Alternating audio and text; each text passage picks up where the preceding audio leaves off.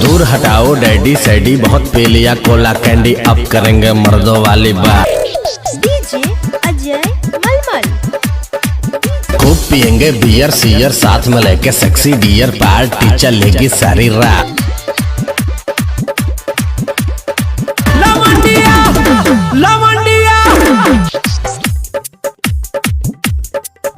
London से लाएंगे, रात भर डीजे बजाएंगे।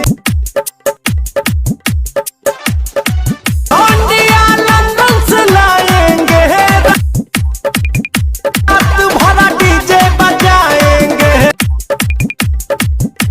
रजनी के स्टाइल में सिगरेट जलाएंगे, धुएं का छल्ला बनाकर उड़ाएंगे।